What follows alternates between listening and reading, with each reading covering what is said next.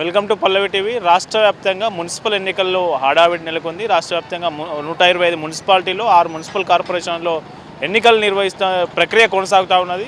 అయితే మున్సిపాలిటీలో పార్టీ గుర్తుల మీద మున్సిపల్ ఎన్నికలు నిర్వహించబోతూ ఉన్నారు కాబట్టి పార్టీ గుర్తులుగా పట్టణ ఓటర్లు ఎటువైపు మొగ్గు చూపే అవకాశం ఉంది. అటు కాంగ్రెస్కా, బీఆర్ఎస్కా, బీజేపీకా పట్టణ ఓటర్లు ఏం చేయబోతున్నారు, వాళ్ళ మనోగతం ఏంటి, వాళ్ళ పల్స్ ఏంటి, మున్సిపల్స్ పట్టుకునేందుకు మనకు సిద్దిపేట జిల్లా హుస్నాబాద్లో ఉన్నాం. మనం హుస్నాబాద్ ప్రజలను అడిగి తెలుసుకునే ప్రయత్నం చేద్దాం.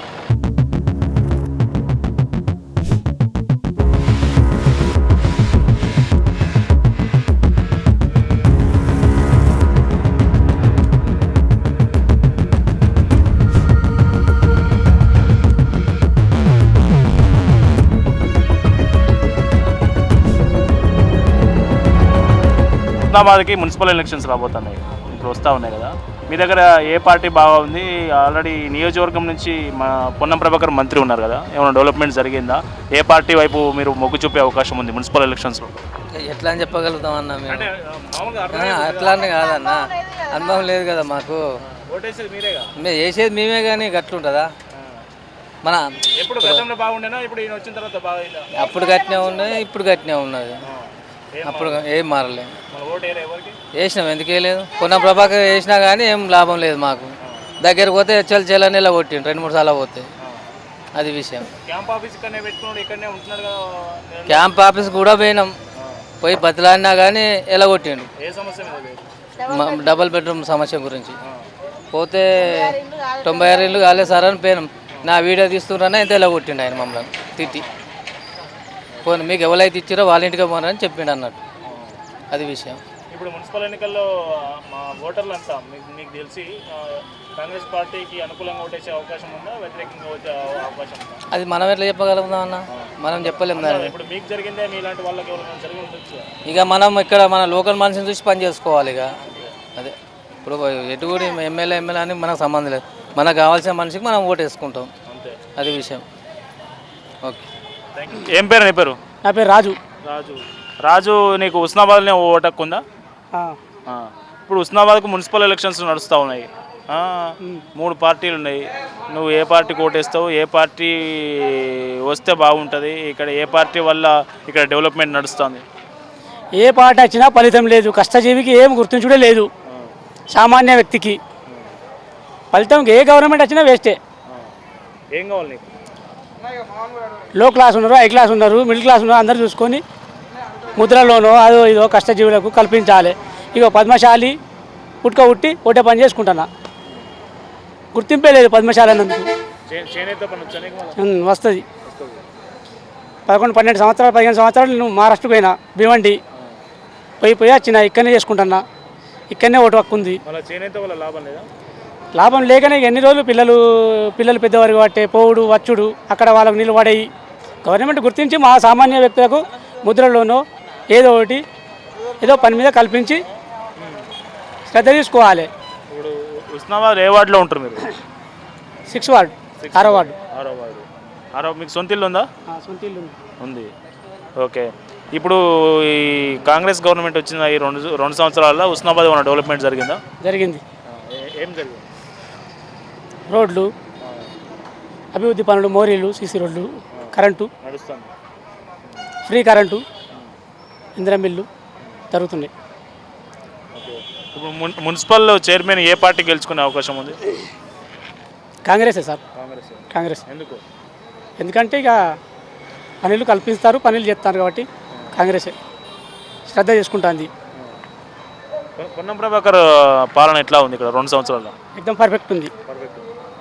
ఎప్పుడన్నా పోతే కలుస్తారా మీరు? క్యాంప్ ఆఫీస్ పోతే ఇంటింటికి వచ్చి కలిసిండు, గుర్తిస్తాడు. ఏం పేరు మీ పేరు? గోవింద్ రవి. ఇప్పుడు హుస్నాబాద్కు మున్సిపల్ ఎన్నికలు వస్తూ ఉన్నాయి, ప్రక్రియ నడుస్తూ ఉంది కదా. ఏ పార్టీ గెలిచే అవకాశం ఉంది? దేనికి అనుకూలంగా ఉంది ఫీల్డ్? ఇప్పుడున్న పరిస్థితుల్లో బీఆర్ఎస్కే ఎక్కువ ఉంది. గెలిచే సీట్లు కూడా బీఆర్ఎస్ అని అనుకుంటున్నాం. ఎందుకంటే ఇక్కడ ఉన్న పాత అభివృద్ధి పనులు జరిగినాయి కాబట్టి కేసీఆర్ మళ్ళీ కావాలని కోరుకుంటున్నాం. ఇప్పుడు ఇప్పుడు ఆ, మంత్రి మీ హుస్నాబాద్ ఎమ్మెల్యే ఇప్పుడు మంత్రిగా ఉన్నారు రాష్ట్రంలో. ఆయన వచ్చిన కాంచిన ఏమైనా అభివృద్ధి మారిందా ఈ 2.5 ఏళ్ళలో? హుస్నాబాద్ డెవలప్మెంట్ గతంతో పోలిస్తే ఇప్పుడు ఏమైనా చేంజ్ అయిందా? ఏం మారింది?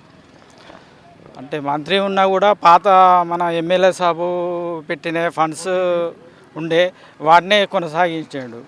ఇప్పుడు అయితే కొత్తగా తీసుకొచ్చినవి ఏం లేవు. అలా కాంగ్రెస్ పార్టీకే చైర్మన్ పీఠం రాబోతా ఉందని చాలామంది చెప్తా ఉన్నారు. మీరు బీఆర్ఎస్ అంటున్నారు. బీఆర్ఎస్ఏ పక్కా వారి కౌన్సిలర్లు గెలుస్తారు. అదే ఒక 12 నుంచి 13 దాకా బీఆర్ఎస్ఏ కౌన్సిలర్లు గెలవడానికి అవకాశం ఎక్కువ ఉంది. గతంలో మున్సిపల్ చైర్మన్ ఏ పార్టీది? బీఆర్ఎస్ ఎంత ఎంత ఎన్ని వార్డులు గెలిచారు? ఎన్ని కౌన్సిలర్? మొత్తం 12 వాళ్ళు గెలిచారు. మొత్తం ఎన్ని వార్డులు? మొత్తము 20 వాళ్ళు ఉన్నాయి. దానిలో 12 బీఆర్ఎస్కే కైవసం చేసుకుంది. మిగతా బీజేపీ 2, కాంగ్రెస్కు 6 వచ్చినాయి. ఓకే. ఈసారి ఎట్లా ఉండబోతోంది ఈక్వేషన్? ఈసారి కూడా బీఆర్ఎస్కే ఎక్కువ అవకాశాలు ఎక్కువ ఉన్నాయి. మంత్రి ఉన్నారు, బీఆర్ఎస్కు కౌన్సిలర్ ఎక్కువ గెలిస్తే ఆయన మంత్రిగా ఉన్న నియోజకవర్గ కేంద్రం బీఆర్ఎస్కు వచ్చే పరిస్థితి ఉంటుందా? ఉండదు. ఎందుకంటే ఇప్పుడున్న పొజిషన్లో బీఆర్ఎస్కే ఎక్కువ అవకాశాలు కనబడుతున్నాయి. ఇప్పుడు మున్సిపల్ ఎన్నికలు జరగబోతా ఉన్నాయి హుస్నాబాద్లో. ఏ పార్టీ బాగుంది? ఎటువైపు మొగ్గు చూపే అవకాశం ఉంది? ఈ 2 ఏళ్ళ డెవలప్మెంట్ ఏమైందా హుస్నాబాద్? హుస్నాబాద్ పట్టణం ఇక్కడ కరీంనగర్ పార్లమెంటు సభ్యుడు బండి సంజయ్ కుమార్ గారి ఆధ్వర్యంలో హుస్నాబాద్ మున్సిపాలిటీ పరిధిలో అనేక అభివృద్ధి పనులు జరిగినాయి. అదేవిధంగా ఇక్కడ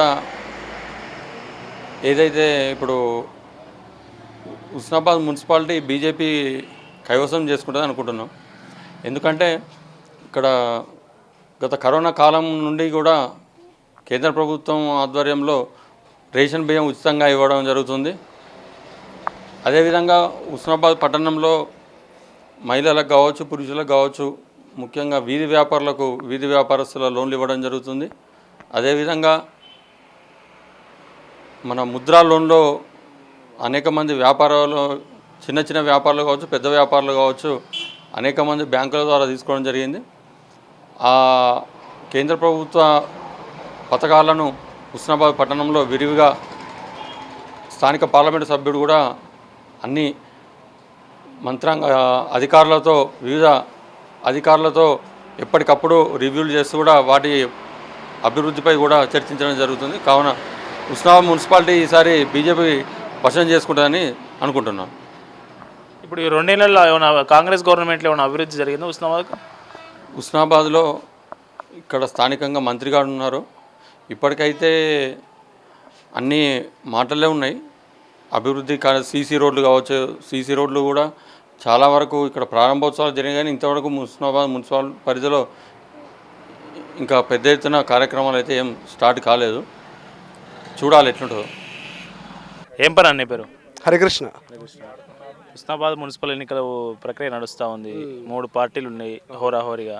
ఏ పార్టీ గెలిచే అవకాశం ఉంటుంది? మున్సిపల్ చైర్మన్ సీటు ఏ పార్టీ కౌన్సిలర్లు ఎక్కువ మంది గెలిచే అవకాశం ఉంటుంది ఇప్పుడున్న పరిస్థితుల్లో బట్టి?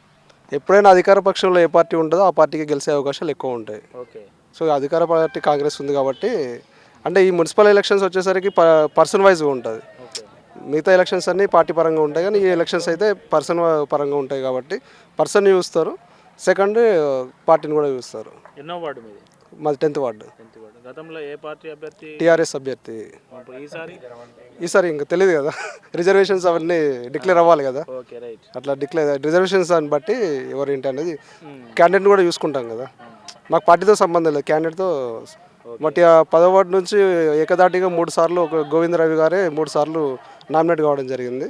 ఈసారి రిజర్వేషన్లను బట్టి ఎవరు వస్తారు ఏంటనేది ఉంటుంది. ఇప్పుడు మనకు సంబంధించి 2.5 ఏళ్ళు అవుతుంది కాంగ్రెస్ గవర్నమెంట్ వచ్చి. హుస్నాబాద్ ఎమ్మెల్యే రాష్ట్రంలో మంత్రిగా ఉన్నారు. ఆయన వచ్చిన తర్వాత హుస్నాబాద్ డెవలప్మెంట్ ఏమైనా మారిందా? మారితే ఏం మారింది? డెవలప్మెంట్ జరిగిందా లేదా అనే విషయంగా తెలియదు, కానీ హుస్నాబాద్ పేరు అయితే వినిపిస్తుంది బయట. నాకైతే నేను చిన్న ఉన్నప్పటి నుంచి ఇప్పటివరకు అయితే హుస్నాబాద్లో డెవలప్మెంట్ అనేది కనిపిస్తుంది. హుస్నాబాద్లో మార్పు అయితే వచ్చింది ఖచ్చితంగా ఈ విషయంలో మంత్రి వచ్చిన తర్వాత. హుస్నాబాద్ జనం ఎదుర్కొంటున్నటువంటి ప్రధాన సమస్యలు 2 చెప్పమంటే ఏం చెప్తారు స్టిల్ ఇప్పటికీ? ప్రధానంగా అంటే మురికి కాలువల సమస్య. వర్షం పడిందంటే బస్ స్టాండ్ మునిగిపోతుంది, నీళ్ళన్నీ రోడ్ల మీదకి వచ్చేస్తాయి. సెకండ్ ఉంటే ఇంకోటి ఏంటంటే కరెక్ట్ కాలేజెస్ ఇక్కడ లేవు. కాలేజెస్ ఇంకోటి హాస్పిటల్స్ ఈ రెండు లేవు ఇక్కడ. ఎక్కడికి కరీంనగర్ కానీ వరంగల్ వెళ్ళాల్సి వస్తుంది. గవర్నమెంట్ హాస్పిటల్ ఉంది కానీ కరెక్ట్ డాక్టర్స్ లేరు కదా. ఇప్పుడు ఉన్న హాస్పిటల్ కూల్చేసిళ్ళు, అది కట్టేసరికి ఇంకా 3-4 సంవత్సరాలు పడుతుంది. వాళ్ళు ప్రైవేట్ హాస్పిటల్ సరిగా లేవు. ఒకటి రెండు ఉన్నా కూడా కరెక్ట్ 100% ఇక్కడే ఉండే అంత స్కోప్ లేదు. లైబ్రరీ ఉందా మీలాంటి యువకులు చదువుకోవడానికి? లైబ్రరీ ఉంది కానీ అంతా తెలియదు, అంత ప్రాచుర్యంలో లేదు నా మాత్రం అంతే.